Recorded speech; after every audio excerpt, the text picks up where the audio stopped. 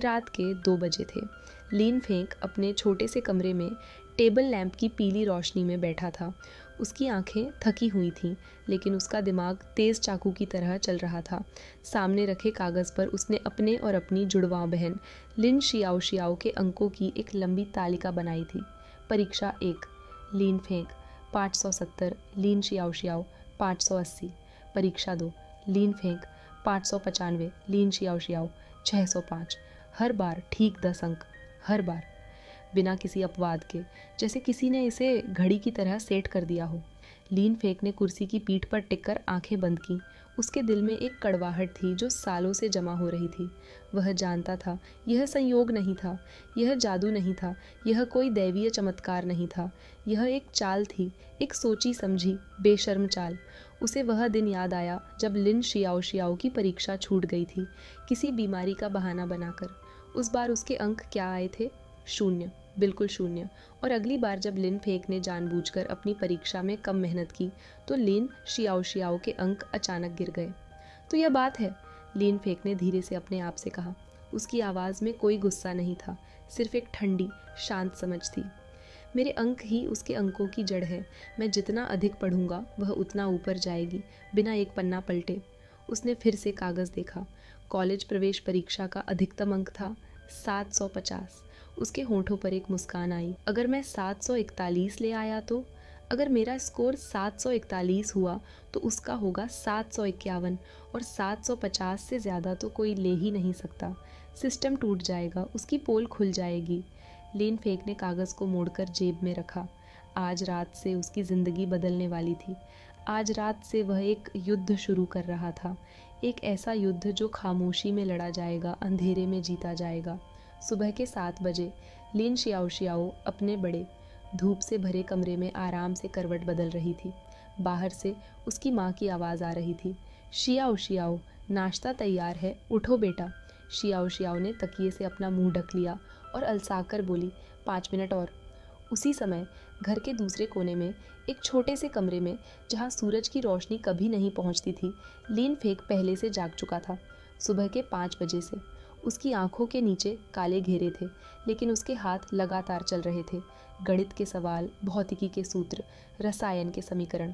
यह दोनों एक ही घर में रहते थे, एक ही माँ बाप के बच्चे थे, एक ही दिन पैदा हुए थे, लेकिन उनकी दुनियाएं आसमान और ज़मीन जितनी अलग थी।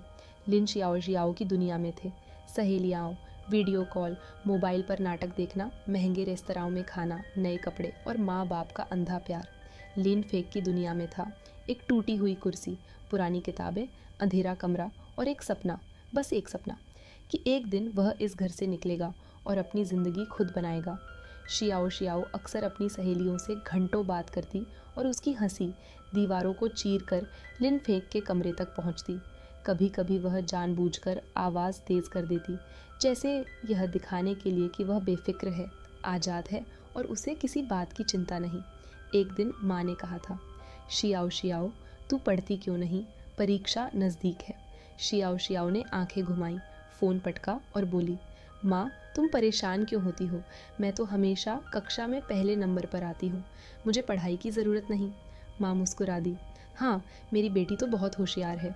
लीन फेंक ने दीवार के उस पार यह सब सुना। उसके हाथ एक पल के लिए रुके, फिर उसने पेन और मजबूती से पकड़ा और लिखना जारी रखा।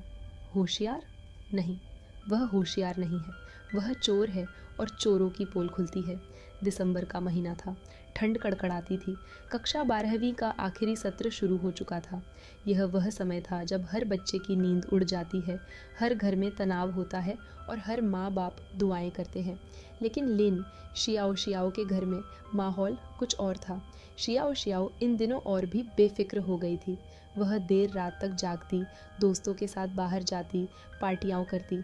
जब घर वाले कहते तो वह मुस्कुरा कर कहती, भाई तो है ना, जितना वह पढ़ेगा उतना मेरा फ़ायदा। यह सुनकर माँ बाप भी हंस देते। हाँ, हमारी शियाओ शियाओ तो जन्म से भाग्यशाली है।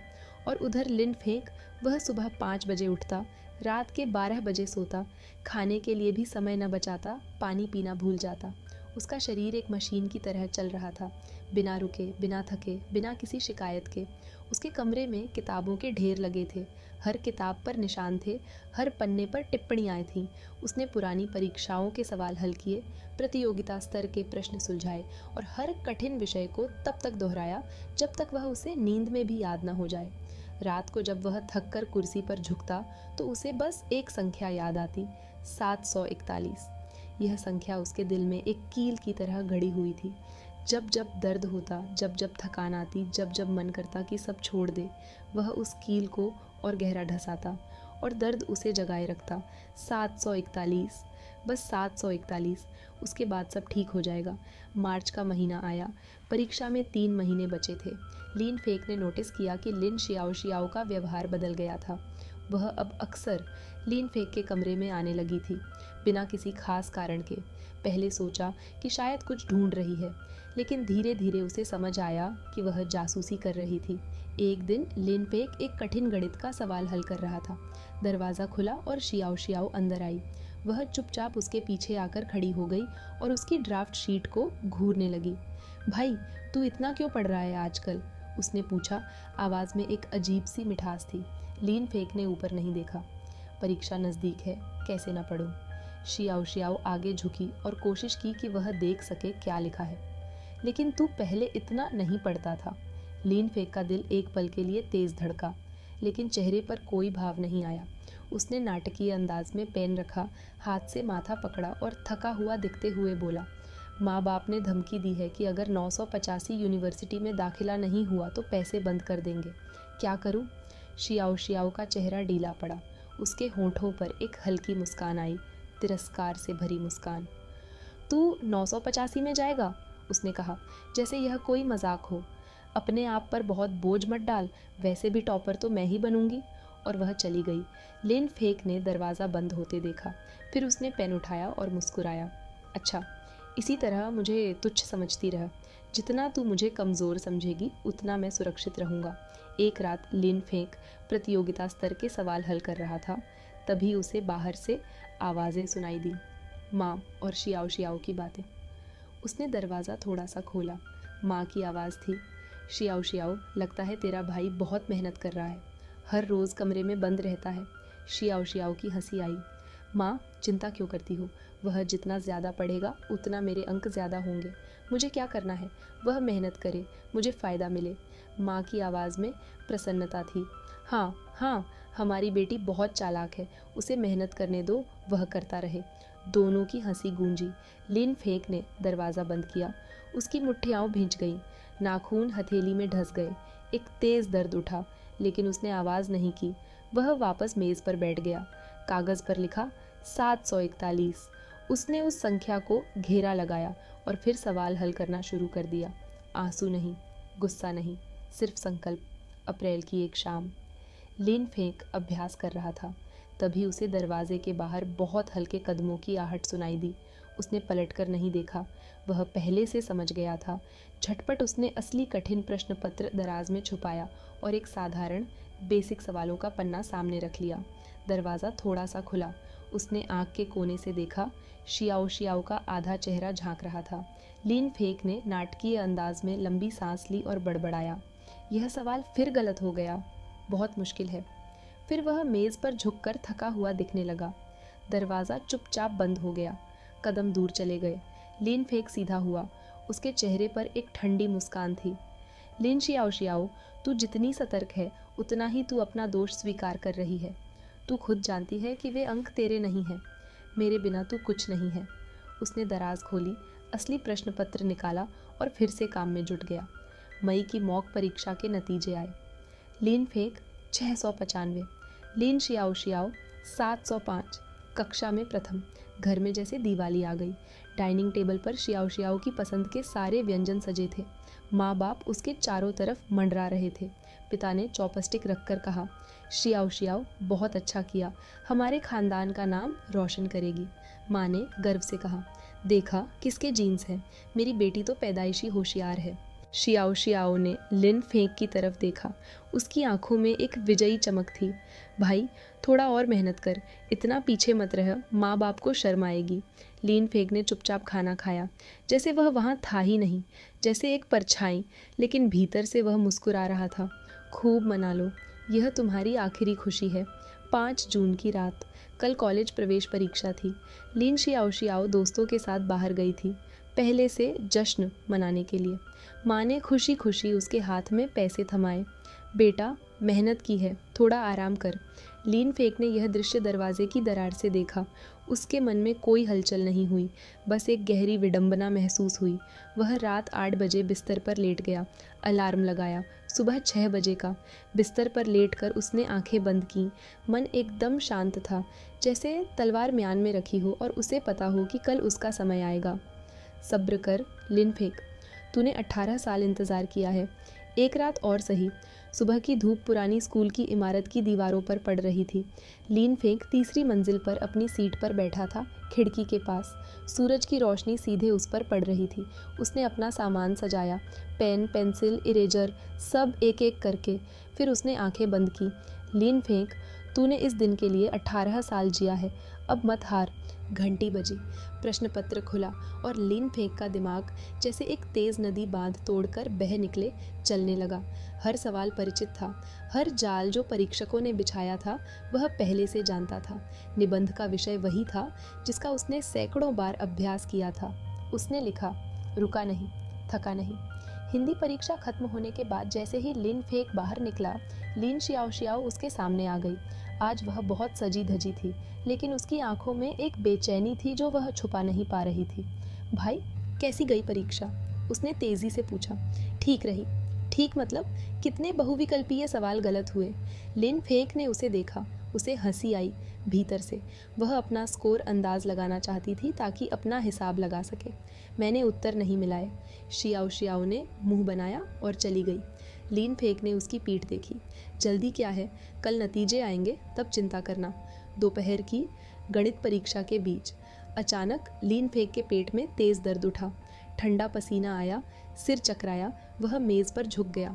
निगरानी अध्यापिका उसके पास आई। क्या हुआ, अस्पताल जाना है? लिन फेक ने सिर हिलाया। नहीं, मैं ठीक हूँ। उसने अपनी जांघ को चुटकी काटी। तेज़ दर्द ने पेट के दर्द को भुला दिया। यह मजाक की बात नहीं है। मैंने इस परीक्षा के लिए 18 साल जिए हैं। मर भी जाऊं तो इस कागज़ पर मरूंगा। संख्याएं और सूत्र धुंधले दिख रहे थे, लेकिन उसके हाथ चलते रहे, याददाश्त के बल पर, अभ्यास के बल पर। आखिरी, सबसे कठिन सवाल उसने 3 अलग अलग तरीकों से हल किया, फिर पेन रखा। जब वह बाहर निकला तो एक कोने में बैठकर काफ़ी देर तक सांस लेता रहा। शियाओ का मैसेज आया। गणित कैसी गई? जवाब दिया, सामान्य। उसका जवाब आया, हाँ, चुप रह, कल सब पता चल जाएगा। विज्ञान और अंग्रेज़ी परीक्षाएं, ये लिन फेक के सबसे मजबूत विषय थे। भौतिकी के सवाल उसने जैसे खेल खेल में हल किए। रसायन, आंखें मूंद कर। जीव विज्ञान, जैसे पहले से उत्तर लिखे हों। अंग्रेज़ी इतनी शानदार थी कि परीक्षक को कम अंक देने का कोई कारण नहीं बचा। आखिरी परीक्षा खत्म हुई। लिन फेंक बाहर निकला। उसने ऊपर आसमान की तरफ देखा। सूरज तेज था, आंखें चुंधिया रहा था, लेकिन उसने नज़र नहीं हटाई। 18 साल हो गया आखिरकार। तभी शियाओ दौड़ती हुई आई। आज वह और भी चमकदार कपड़े पहने थी, जैसे मोर। भाई, कैसी गई परीक्षा? बहुत बढ़िया, जितनी अच्छी कभी नहीं हुई। शियाओ की आंखें चमकीं, जैसे सोने की खान मिल गई हो। वह दौड़कर माँ बाप के पास गई। माँ, भाई ने कहा, बहुत बढ़िया हुई, तो मेरी तो और भी अच्छी होगी। लिन फेक ने उसकी पीठ देखी। उसके चेहरे पर एक शिकारी की मुस्कान थी, परवाने की तरह लौ की तरफ उड़ रही हो और सोच रही हो, यही सूरज है, परीक्षा खत्म होने के बाद की गर्मियाँ। लिन शियाओ पूरी तरह मुक्त हो गई थी। माँ बाप ने खुलकर पैसे दिए। नया फ़ोन, नया लैपटॉप, हर दिन दोस्तों के साथ बाहर। वीचैट पर हर रोज़ तस्वीरें। भविष्य की टॉप स्कोरर का जश्न। उसकी एक तस्वीर लिन फेक ने देखी, महंगे रेस्तराओं में खाने की। कैप्शन था, पहले से जश्न। नीचे टिप्पणियाँ थीं, शियाओ तू कमाल है, हमें खाना खिला। लिन फेक ने फ़ोन रखा। उसी दिन उसने माँ से दादा के पास जाने के लिए पैसे मांगे। माँ ने आंख उठाकर भी नहीं देखा। पैसे नहीं हैं, देख नहीं रहा, शियाओ को चाहिए। पिता ने टीवी से नज़र उठाए बिना कहा, खुद जुगाड़ कर। अगले दिन लिन फेंक एक निर्माण स्थल पर ईंटें ढोने गया। धूप में, गर्मी में, पसीने में। 15 दिन काम किया, 1000 से ज़्यादा रुपये कमाए। दादा के लिए सामान खरीदा और गांव के लिए निकल पड़ा। वह दिन शियाओ शियाओ का 18वां जन्मदिन था। माँ बाप ने एक शानदार भोज रखा था। रिश्तेदार, पड़ोसी, पिता के सहकर्मी सब बुलाए गए थे। हॉल में चहल पहल थी। एक रिश्तेदार ने कहा, वाह जुड़वा बच्चे, दोनों इतने होशियार। दूसरे ने फुसफुसाते हुए कहा, बड़ा बेटा तो बस किताबी कीड़ा है, शियाओ शियाओ तो सच में तेज़ है, 100 गुना बेहतर। शियाओ शियाओ की चचेरी बहन ने आंखें लाल करते हुए कहा, शियाओ शियाओ तू तो सच में विजेता है। तिंगहुआ बेइजिंग यूनिवर्सिटी का एडमिशन लेटर हाथ में और हैंडसम बॉयफ्रेंड बगल में। तभी फ़ोन बजा, लेकिन शियाओ शियाओ का नहीं, लीन फेक का। पहला कॉल तिंगहुआ यूनिवर्सिटी एडमिशन टीम, दूसरा कॉल बेइजिंग यूनिवर्सिटी, तीसरा, चौथा, पांचवा, कई शीर्ष विश्वविद्यालय। सारा हॉल स्तब्ध हो गया। शियाओ शियाओ की आंखें फटी रह गईं। उसने अपना फ़ोन देखा, कोई कॉल नहीं। कांपते हाथों से उसने नतीजे खोले। स्क्रीन पर 3 चमकते अंक, 751। पूरे हॉल में सन्नाटा। फिर किसी ने धीरे से कहा, अधिकतम अंक तो 750 हैं। हॉल के दरवाजे खुले। वर्दीधारी पुलिस और शिक्षा विभाग के अधिकारी अंदर आए। लीन शियाओ शियाओ कौन है? परीक्षा प्राधिकरण ने असामान्य अंक पाए हैं। संदिग्ध धोखाधड़ी, कृपया हमारे साथ चलें। शियाओ शियाओ के पैरों तले ज़मीन खिसक गई। वह बैठ गई। माँ का पहला रिएक्शन, यह इसने किया, यह ईर्ष्यालु है, इसने सिस्टम हैक किया। और उसने लिन फेक को आगे धकेल दिया। लिन फेक ने माँ का हाथ झटका। अधिकारियों के सामने शांत आवाज़ में बोला, मैं हैकर नहीं हूँ, मैं लिन फेक हूँ, प्रांत का टॉप साइंस स्टूडेंट। जो 751 का जादू हुआ है वह सज्जन उधर है। पिता ने गुस्से से लपक कर उसे थप्पड़ मारने की कोशिश की। लीन फेक ने उनकी कलाई पकड़ ली। आंखों में एक आग थी। मुझे हाथ लगाने की हिम्मत है। तिंगहुआ यूनिवर्सिटी वाले पीछे खड़े हैं, मीडिया बाहर है। अब से इस परिवार में कोई मुझे नहीं दबा सकता। वह भोज जो शान से शुरू हुआ था एक तमाशे में बदल गया। रात होते होते वह खबर पूरे इंटरनेट पर फैल गई। 751, 750 से ज़्यादा, यह ट्रेंड बन गया। नेटिजन्स की टिप्पणियाँ, धोखाधड़ी की पर गिनती भी ठीक से नहीं आती। 751 परीक्षकों का अपमान है या सिस्टम का। किसी ने पुरानी ट्रांसक्रिप्ट निकाली, पहले 300 अंक, आखिरी 6 महीनों में अचानक 705। और फिर किसी ने लिन फेक के नतीजे निकाले, प्राइमरी से हाई स्कूल तक हर परीक्षा में टॉप 3 में। ये दोनों सच में भाई बहन हैं, एक 750, दूसरी 250 भी नहीं। लिन फेक ने वे टिप्पणियाँ पढ़ी। एक अजीब सा दर्द था, यह सोचकर कि उसे पहले कभी माँ बाप की नज़र में वह जगह नहीं मिली, लेकिन साथ ही एक राहत भी कि सच सामने आ गया। शिक्षा विभाग का फैसला, लिन शियाओ शियाओ की पुनः परीक्षा होगी, अकेले, निगरानी में। घर में कोहराम मचा। शियाओ शियाओ चीखी, मैं दोबारा परीक्षा नहीं दूंगी, भाई को साथ लाओ, वह पास में होगा तो मेरे अंक आएंगे। उसने लिन फेक का हाथ पकड़ा, नाखून गड़ाए, तुम्हें मेरे साथ बैठना होगा। लिन फेक ने हाथ छुड़ाया, मेरी परीक्षा हो चुकी है, तुम्हारे साथ क्यों बैठूं? माँ दौड़ी आई, बेटा परिवार की इज्जत का सवाल है। लिन फेक ने कमरे का दरवाज़ा बंद कर लिया। पुनः परीक्षा हुई।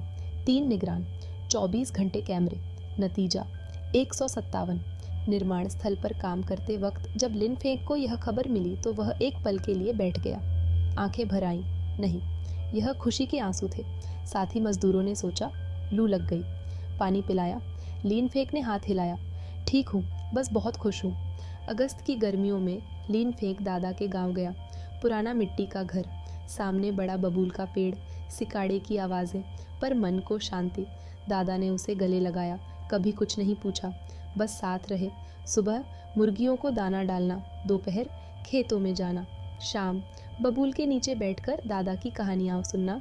एक शाम दादा ने पूछा, परीक्षा कैसी गई? लिन फेक ने एक पल सोचा, अच्छी गई। दादा की धुंधली आंखों में चमक आई। उन्होंने चाँद की तरफ देखा और धीरे से कहा, अच्छा अच्छा, गरीब के बच्चे का रास्ता बस एक ही है, पढ़ाई। लिन फेक का गला रूंध गया। दादा, जब नौकरी लगेगी तो आपको शहर ले जाऊंगा। दादा ने हंसकर हाथ हिलाया, शहर में मेरी जान घुटती है, बस तू ठीक रहे, यही काफ़ी है। उस रात मिट्टी के बिस्तर पर लेटकर लिन फेक ने सोचा, यह मेरा असली घर है, यह बूढ़ा आदमी मेरा असली परिवार है। 12 अगस्त, दादा के साथ मकई सुखा रहा था। फ़ोन बजा, माँ का नंबर, जल्दी घर आ, तेरे पिताजी बहुत बीमार हैं, मरने वाले हैं। लिन फेक का दिल डूबा, एक पल के लिए, फिर उसका दिमाग चलने लगा। माँ ने न अस्पताल बताया न बीमारी बताई, बस रोती रही। उसने पिता के एक सहकर्मी को फ़ोन किया। अरे, तुम्हारे पिता तो कल ही हम सबको खाना खिला रहे थे, एकदम ठीक ठाक है। लीन फेंक पीठ से सीट पर टिक गया। तो यह नाटक है। उसे सब समझ आ गया। शियाओ शियाओ बर्बाद हो चुकी है। तिंगहुआ यूनिवर्सिटी जाने वाला हूँ। वे मुझे रोकना चाहते हैं।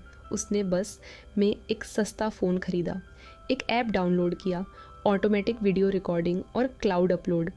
3 बार टेस्ट किया, फिर कॉलेज के नए दोस्तों को मैसेज किया, अगर 48 घंटे मुझसे संपर्क न हो तो पुलिस को फ़ोन करना। जवाब आए, भाई चिंता मत कर, हम यहाँ हैं। अजनबी जो परिवार से ज़्यादा विश्वसनीय थे। शाम को घर पहुँचा। माँ ने दरवाज़ा खोला, आंखें लाल, नाटकीय। बेटा आ गए, आओ आओ। कमरे में देखा, पिता सोफे पर बैठे टीवी देख रहे थे, चेहरा गुलाबी। लिन फेंक ने शांत आवाज़ में पूछा, आप बीमार थे ना?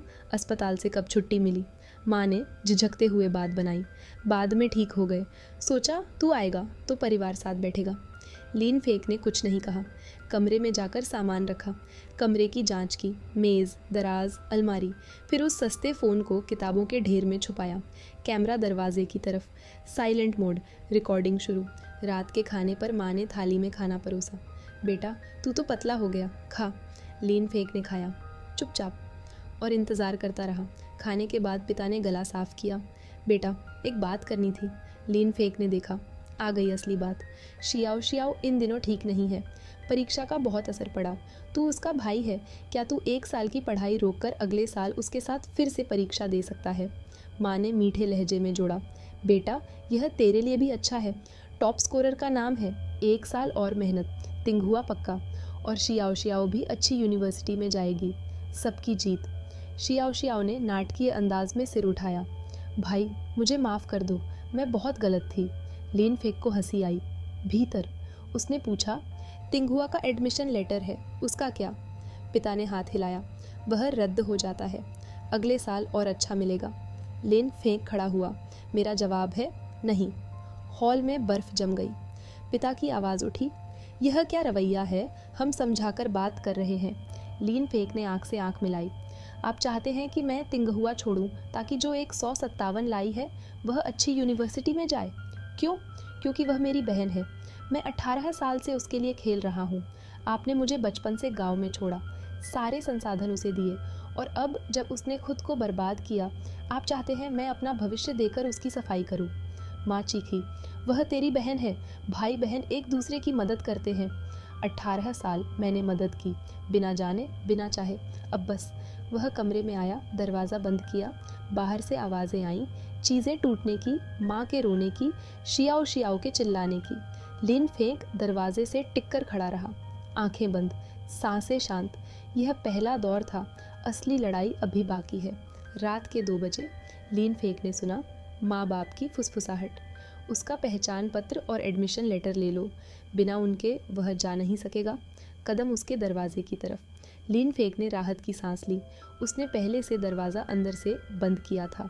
बाहर से माँ की दबी हुई गाली आई, नालायक ने ताला लगा लिया, ठीक है कल देखेंगे। कदम दूर हो गए। लिन फेंक ने छत की तरफ देखा, ठंडी मुस्कान। जैसा मुझे लगा था वैसा ही हुआ। अगली सुबह दरवाज़ा बाहर से बंद, फिर 3 दिन घर में कैद। चौथी रात उसने कील से ताला खोला। 10 मिनट लगे, दरवाज़ा खुला। अंधेरे में दीवार से लगकर चला, पैर धीरे धीरे। फर्श की चरचराहट पर रुका। दरवाज़ा बस 2 कदम दूर था और लाइट जल गई। पिता लाठी लेकर खड़े थे। जो हुआ वह दर्द था जो शब्दों में नहीं आता। लाठी की मार। माँ और शियाओ शियाओ किनारे खड़े देखते रहे। शियाओ शियाओ के चेहरे पर संतोष। लिन फेंक ज़मीन पर गिरा, सिर ढका, मार खाता रहा, पर उसकी आंखों में एक आग थी जो बुझी नहीं। ठीक है, अभी वक्त नहीं आया, लेकिन आएगा। अगले 2 दिन उसने समझदारी से काम लिया, खाया, सोया, शांत रहा। माँ बाप ने सोचा टूट गया, लेकिन छुपे कैमरे में सब रिकॉर्ड हो रहा था। चौथी रात माँ बाप फिर आए, इस बार और बड़ा ताला। लिन फेंक ने आंखें बंद रखीं, सांसें नियमित। वे झुके एडमिशन लेटर खोजने के लिए, और तभी दरवाज़ा खुला। लिन फेंक उछला और भागा। इस बार पिता धीमे थे। लिन फेंक सीढ़ियाँ उतरा, बाहर निकला, अंधेरे में दौड़ा। पुलिस को फ़ोन किया।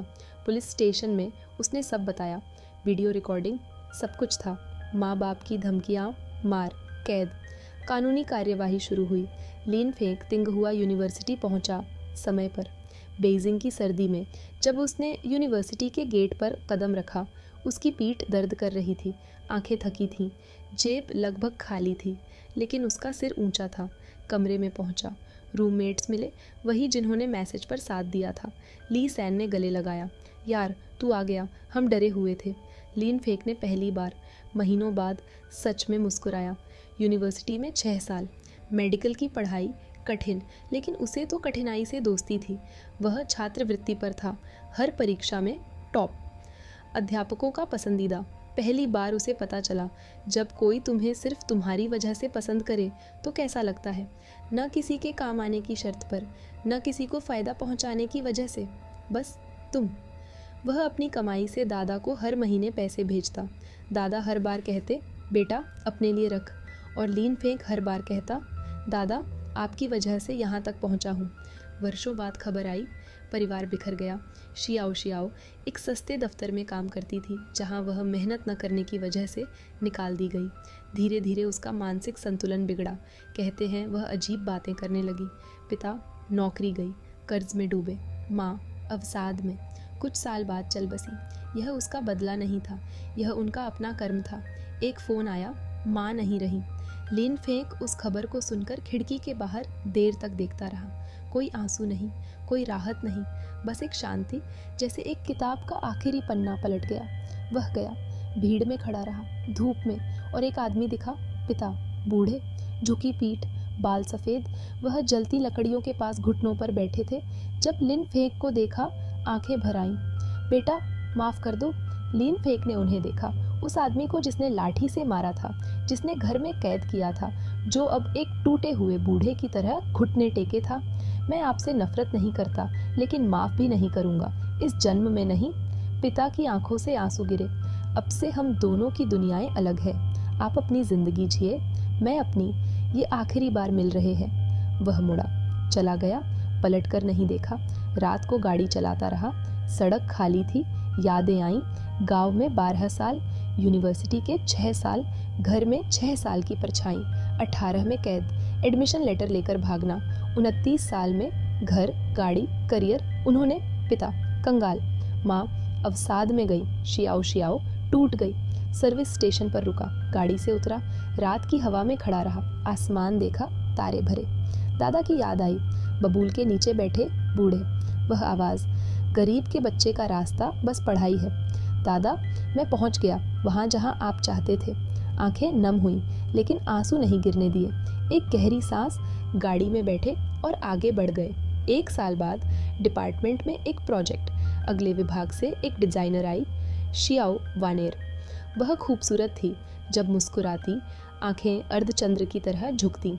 उन्होंने साथ काम किया, फिर बातें हुईं, फिर कहानियाँ साझा हुईं।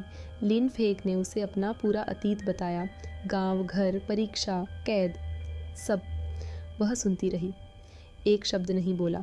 बाद में उसने कहा, यह सब तेरी गलती नहीं थी, तूने बहुत अच्छा किया। उस पल लिन फेक के दिल के एक कोने में कुछ भरा, एक ऐसा कोना जो सालों से खाली था। 32 साल में शादी का प्रस्ताव। वह वानेर को अपने गांव ले गया, दादा की कब्र पर, घुटनों पर झुका। दादा, यह मेरी दोस्त है, शियाओ वानेर, बहुत अच्छी इंसान है, मैं इससे शादी करना चाहता हूँ। वानेर भी झुकी, 3 बार माथा टेका। हवा चली, कब्र के सामने घास हिली। लिन फेक को लगा, दादा कह रहे हैं, अच्छा किया बेटे। शादी छोटी थी, करीबी दोस्त और रिश्तेदार।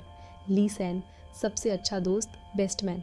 शादी के बाद ली सैन ने शराब पी, कंधे पर हाथ रखा। लिन फेक, यार मुझे तुझ पर बहुत गर्व है, तू निकल आया। लिन फेक ने हंसते हुए कहा, हाँ निकल आया। 1 साल बाद बच्ची पैदा हुई। लिन फेक ने उसे गोद में लिया और वह रोया, पहली बार 30 साल से ज़्यादा में। जोर से नहीं, बस आंखें भर आईं। ये क्या था? ये था खून का रिश्ता, ये था ज़रूरी होना, ये था घर। उसने सोचा, मैं इसे वह सब दूंगा जो मुझे नहीं मिला, प्यार, सुरक्षा, धूप। उसे अंधेरे का पता भी नहीं चलने दूंगा। नाम रखा लिनसिसी, सी याद करना। दादा को याद करते हुए अस्पताल के कमरे में, वानेर बिस्तर पर, लिन फेक बगल में, बच्ची गोद में। खिड़की से धूप आ रही थी, गर्म, उजली। वानेर ने कहा, मेरी जिंदगी की सबसे भाग्यशाली बात यह है कि उन कठिन दिनों से गुजरकर तुम मिले। लीन फेंक ने उसका हाथ थामा। मैं भी यहाँ हूँ। वह तीनों, एक परिवार। धूप उन पर पड़ रही थी और लीन फेंक ने पहली बार महसूस किया वह सारी तकलीफ़ें वे बेकार नहीं थीं। उन्होंने उसे बनाया, उन्होंने उसे कद्र करना सिखाया, उन्होंने उसे वानेर तक पहुंचाया, उन्होंने उसे यह परिवार दिया। खुद को कभी मत छोड़ो, क्योंकि तुम नहीं जानते इन सब मुश्किलों के पार कौन सा नज़ारा तुम्हारा इंतज़ार कर रहा है।